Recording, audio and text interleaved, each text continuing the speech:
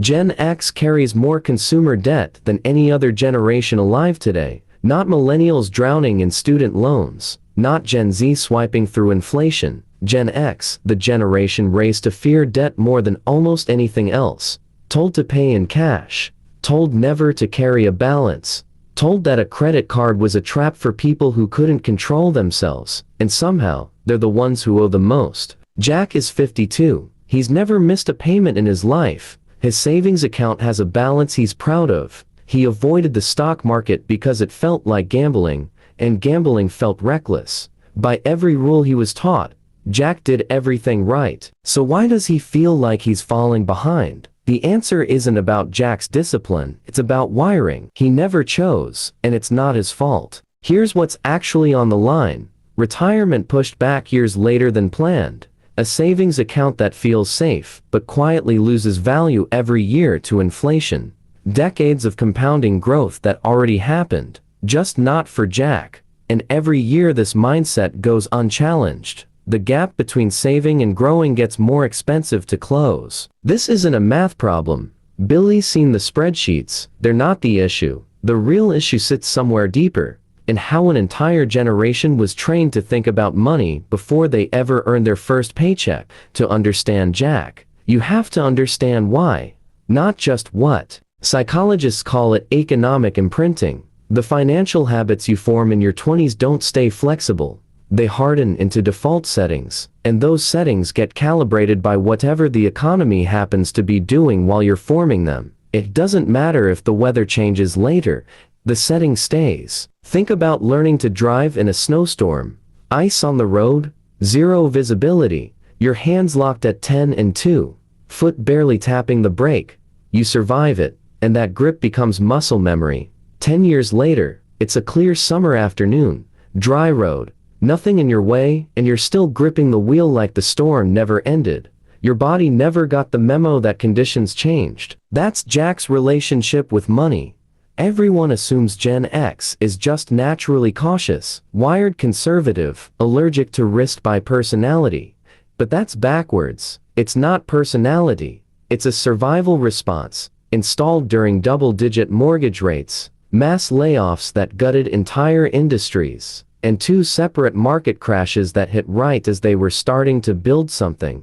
Their 20s were the snowstorm, and the grip never loosened, even decades into clear road. It's not weakness, it's not stubbornness, it's a nervous system that learned correctly, that the ground could disappear and never got new information telling it otherwise. Now watch what that grip actually costs, in real numbers, in Jack's own bank account. Here's Jack's actual balance sheet. $180,000, sitting almost entirely in a savings account, and $22,000 in credit card debt, sitting at a punishing interest rate that he quietly avoids even thinking about.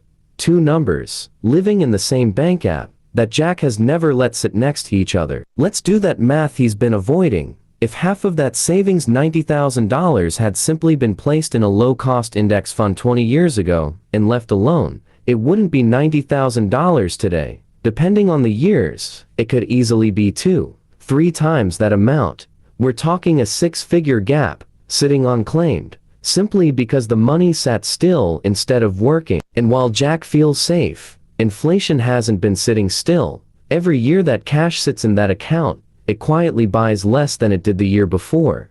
Safety was the feeling. Erosion was the reality. Jack believes avoiding the stock market protected him, but flip that. The market was never the risk. 20 years of inaction was the risk, and it was invisible, because nothing dramatic ever happened. No crash, no headline, no single bad day to point to. Just a slow, silent gap widening every single year. Here's the sharper way to say it. Jack isn't bad with money. Jack is playing a 1985 strategy in a 2026 economy, running software that was never updated for the world it's now operating in. And numbers like these don't just sit quietly in the background of Jack's life. Left unaddressed, they start shaping everything ahead of him. That gap doesn't stay flat. It compounds against Jack the same way growth would have compounded for him, just running in the opposite direction. Retirement, once penciled in at 62, keeps sliding later, At the exact moment his kids are heading into college, he's supposed to be building his own runway toward the exit, and instead those two timelines are colliding head-on, both demanding the same shrinking pool of cash, and underneath the numbers sits something heavier. Jack did everything he was told, saved diligently, avoided debt he could avoid, played it safe on purpose. So why does he feel behind people who took more risks than he ever did? That quiet shame is the part nobody in Jack's generation talks about at the dinner table. Now picture a different Jack. Same income, same discipline, same starting point, except 10 years earlier, he redirected just 20% of that savings habit into growth investments instead of cash. Small shift, barely noticeable month to month, but a decade of compounding turns that small redirection into a meaningfully different retirement date, a meaningfully lighter college cost collision, a meaningfully quieter version of that shame. The cost of Jack's mindset was never a one-time number. It compounds against him every single year. He doesn't correct course, silently, in the background, while life keeps moving forward. Before judging Jack for any of this, though, it's worth asking a fairer question. Given what he lived through, wasn't his caution actually the reasonable response? Give Jack his due, because he's earned it. His generation lived through the '87 crash, the dot-com collapse, and 2008, three separate market betrayals, each one landing during their prime earning years, each one teaching the same lesson. The market will take your money and give nothing back. That's not paranoia. That's pattern recognition, paid for the hard way. And their caution wasn't always wrong. In the early '80s, with interest rates in the double digits, parking cash in a CD wasn't timid, it was one of the smartest moves available.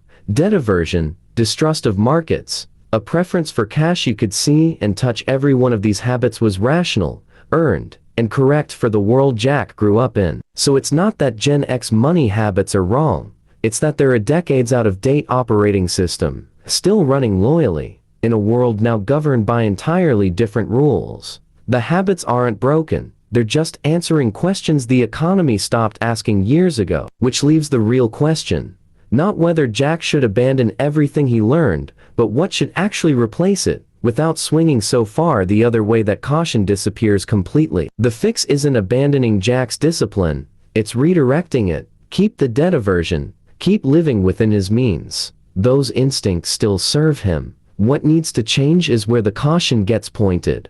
3 to 6 months of expenses, sitting in cash, as a real emergency buffer. That's caution well spent.